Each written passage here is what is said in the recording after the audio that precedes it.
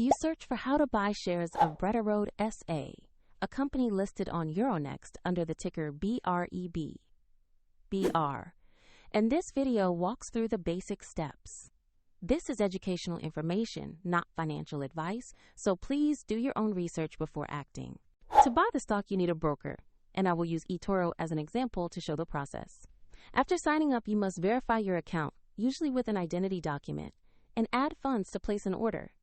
Use the platform search box and type the ticker BREB.BR to find the listing. Make sure you select the correct Brederode SA result that matches Euronext. On the asset page, review basic company information and the price chart. To confirm this is Brederode SA. Check the ticker and market listing carefully before proceeding. To buy, click Invest, enter the amount you want to purchase, then review and confirm the order details before submitting. If the market is closed, the order may be queued or executed when it reopens, and if funds are insufficient, the platform will prompt you to add money before confirming. Your new position will appear in your portfolio once the order is executed. A link is available in the description if you want to visit eToro to learn more.